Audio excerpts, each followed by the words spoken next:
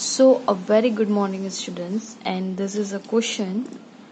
The question is: in above circuit, reading of ammeter is same when both the switches are open as well as when both are closed. Switches are open, right now it is open, and when it is closed, even when it is closed also, ammeter noted the same reading. यानी ammeter की जो reading होती है, चाहे switch open हो या चाहे switch close हो, दोनों टाइम वो एमीटर की रीडिंग में करंट सेम होता है. Assume the ammeter to be ideal.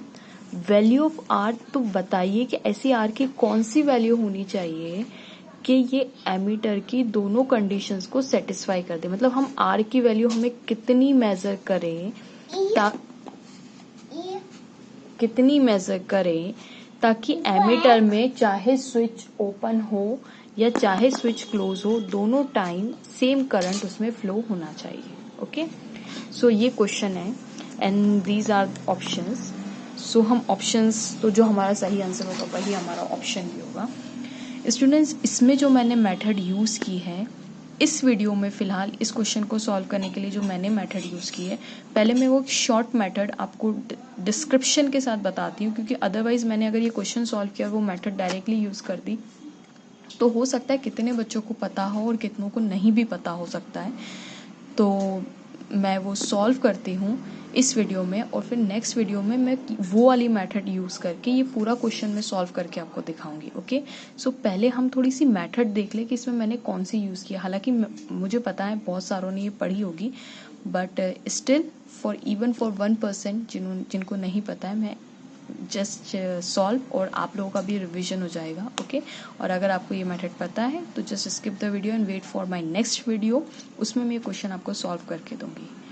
Okay, सो चलिए हम स्टार्ट करते हैं. पहले हम मेथड देख रहे हैं जो इसमें यूज होने वाली है. ओके,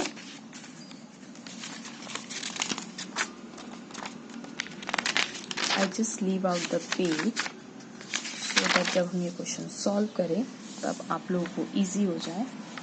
ओके, देखिए, अगर मैं आपको एक चलिए हम एक एग्जाम्पल लेते हैं कि हमारे पास एक सर्किट है. मान लीजिए मैंने यहाँ पे वोल्टेज लगाया, ये वोल्टेज लगाया मैंने. ओके, कौन सा वोल्टेज लगाया?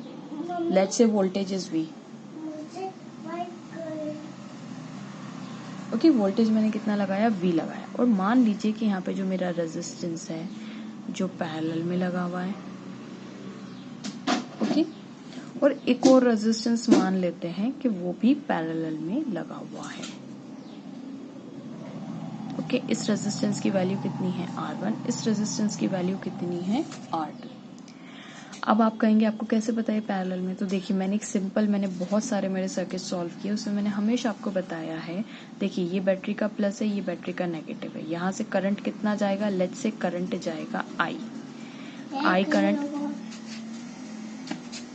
गया. यहाँ से भी कितना जाएगा? I. लेकिन जैसे ही इस जंक्शन पे I पहुंचा, यानी ये पॉइंट पे पहुंचा, तो करंट को दो रास्ते मिल गए. जैसे पानी का पाइप होता है ना, उसको दो रास्ते आप दोगे तो पानी ये चूज नहीं करेगा कि मैं इधर जाऊं या इधर जाऊं, वो तो दोनों जगह जाएगा. हाँ, ये हो सकता है अगर पाइप का मुंह थोड़ा सा छोटा हो तो यहाँ पानी कम जाएगा, और इसका मुंह बड़ा हो तो यहाँ ज्यादा जाएगा. इसका मतलब ये है कि अगर यहाँ पे रेजिस्टेंस बहुत ज्यादा है तो यहाँ पे करंट कम जाएगा और यहाँ पे ज्यादा जाएगा अगर इसका छोटा है. तो ये जंक्शन है, यहाँ से दो वायर्स जा रहे हैं, इसका मतलब करंट यहाँ पे डिवाइड होगा. तो लेट्स से यहाँ पे जो करंट गया वो हम मान लेते हैं I1, और यहाँ पे जो करंट गया उसको हम मान लेते हैं I2. ओके, कोई प्रॉब्लम यहाँ तक? यहाँ पे हम मान लेते हैं I1 और यहाँ पे हम मान लेते हैं I2. ओके, इसका मतलब क्या मैं ये बोल सकती हूँ कि I is equals to I1 plus I2. ठीक है, दोनों को आप साथ में कीजिए. देखिए, यहाँ पे भी कितना गया? I1. यहाँ पे भी कितना गया? I1. यहाँ पे कितना है? क्योंकि ये सिंगल वायर, ये सारे के सारे सिंगल वायर, तो सिंगल वायर मतलब सीरीज मतलब करंट सेम. तो यहाँ पे भी कितना आएगा? I2. अब देखिए, I2 भी यहाँ पे मर्ज हुआ और यहाँ पे I1 भी मर्ज हुआ, तो ये बन के क्या बनना चाहिए? I ही बनना चाहिए. करेक्ट. तो ये हमारा सर्किट कंप्लीट हो गया. अब जो मैं आपको बताने वाली हूँ इस मेथड में, वो प्लीज नोट डाउन केयरफुली. अगर मैं इक्विवेलेंट रेजिस्टेंस निकालूं, यानी कंबाइंड रेजिस्टेंस, इक्विवेलेंट बोल लीजिए या कंबाइंड बोल लीजिए, एक ही बात है। मतलब एक इन दोनों को सॉल्व करके मेरे पास क्या रेजिस्टेंस आने वाला है, कंबाइंड या इक्विवेलेंट, क्या रेजिस्टेंस आएगा। तो क्या मैं ये लिख सकती हूँ कि R, इसको हम क्या नाम दे दें, जो हमारा R इक्विवेलेंट होगा 1/R इक्विवेलेंट ही नाम दे दे, क्योंकि इन दोनों को कंबाइन कर रहे हैं। तो देखिए ये दोनों पैरेलल में, और पैरेलल में रेजिस्टेंस कुछ ऐसे ज्वाइन होते हैं R1 + R2, करेक्ट। क्या मैं 1/R इक्विवेलेंट को ऐसे लिख सकती हूँ 1/ इन दोनों का रेशियो ले लेंगे, ओके। हम क्या बोलते हैं, ये डिनोमिनेटर में ना, तो हम इनका एलसीएम देंगे तो R1 R2 आ जाएगा, तो यहाँ पे आ जाएगा R2 + R1, correct. Okay fine. अब ये 1/R इक्विवेलेंट है ना, इसका मतलब R इक्विवेलेंट की वैल्यू कितनी हो गई, R1 R2 upon R1 + R2। Okay, तो यहाँ पे ये इम्पॉर्टेंट है हमारे लिए, इसको आप नोट डाउन करके रखना अपनी कॉपी में, ये हम यूज करेंगे बाद में, ओके।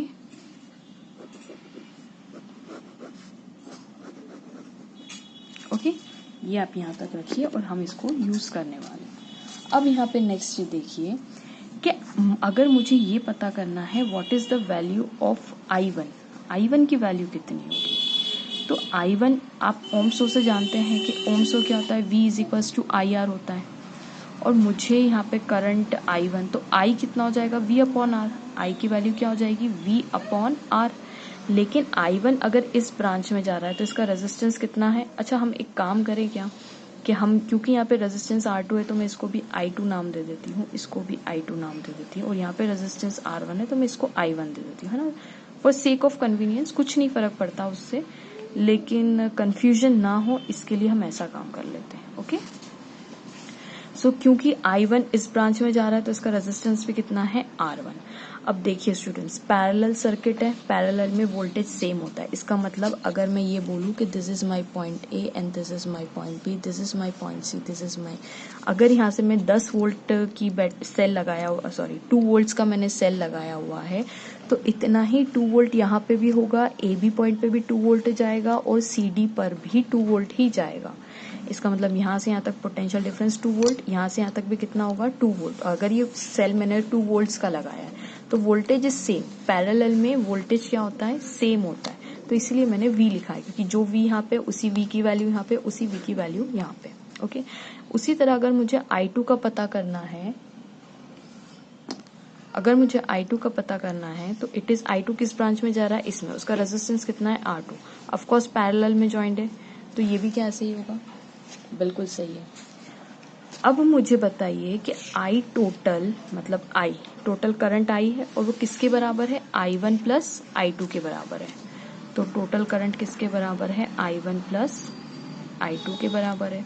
और I1 कितना है हमारा, V/R1, और I2 कितना है हमारा, V/R2।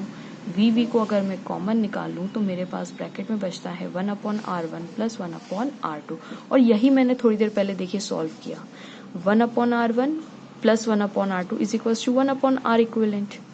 इसको सॉल्व करेंगे, अगर मैं इसको सॉल्व करूं तो it is equals to what, 1/R equivalent, correct है, it is equals to 1/R equivalent. तो क्या मैं इस पूरे को 1/R1 + 1/R2 को 1/R इक्विवेलेंट लिख सकती हूँ, बिल्कुल। तो चलिए लिख देते हैं, that is I = V × 1/R equivalent, देखिए है ना, ये 1/R1 1/R इक्विवेलेंट कर दिया, ओके। अब 1/R इक्विवेलेंट को 1/R इक्विवेलेंट आ गया हमारा आंसर, राइट। और 1/R इक्विवेलेंट इसके बराबर होता है R2 + R1, और इसका अगर अपोजिट कर देंगे तो it is R1 + R2, okay. तो इसका मतलब, चलिए मैं पूरा ही सॉल्व करती हूँ। V × R 1/R इक्विवेलेंट की वैल्यू कितनी है, यहाँ तक देखिए 1/R इक्विवेलेंट की वैल्यू कितनी है, R2 + R1 upon R1 + R2, okay. 1/R equivalent is equals to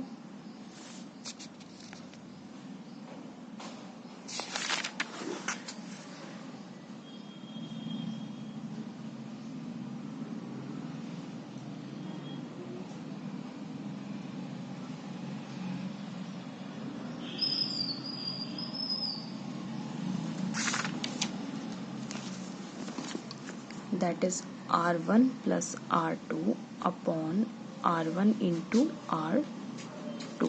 okay,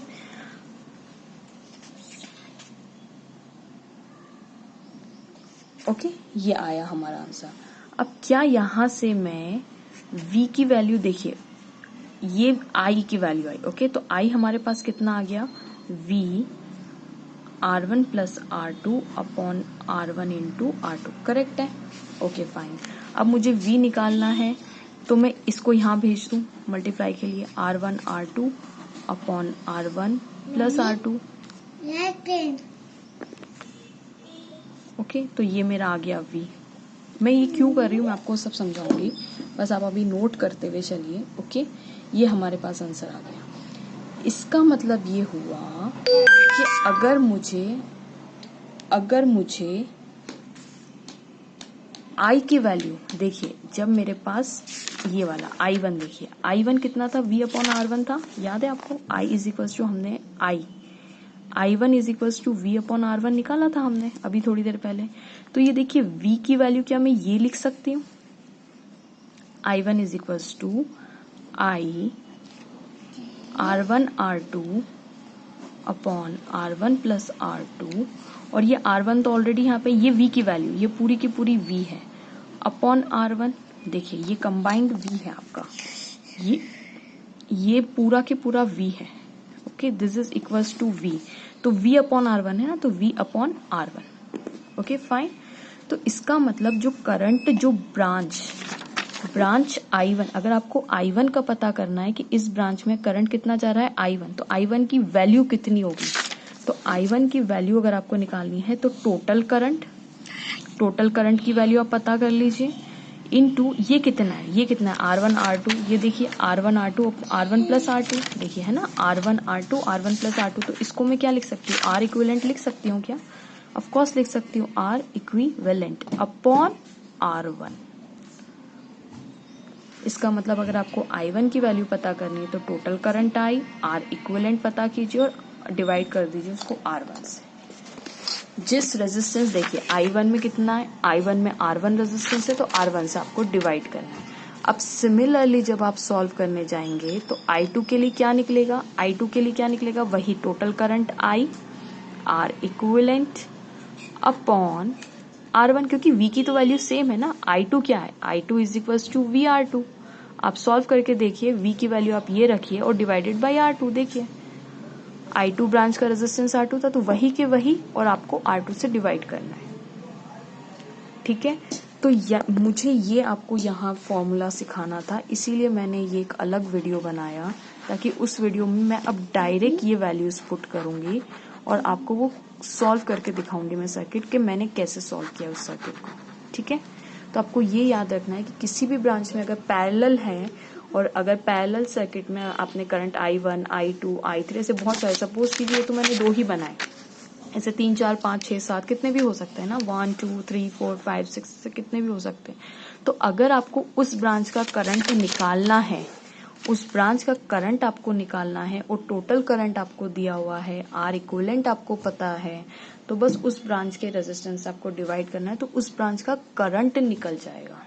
इस प्रोसीजर से क्या होगा कि आप जो किरचॉफ लॉ के बहुत सारे आपको लूप्स लगाने पड़ेंगे, इससे आप बच जाओगे. ठीक है, तो ये दिस इज द वे, ये वाली मेथड मैंने अपने इस वाले क्वेश्चन को सॉल्व करने में मैं यूज करने वाली हूँ. So hope you will remember it, and please मेरे वीडियोस को शेयर कीजिए, लाइक कीजिए, सब्सक्राइब कीजिए, कमेंट कीजिए. Don't forget to comment also if you like it. It is very motivating for me. Thanks for watching.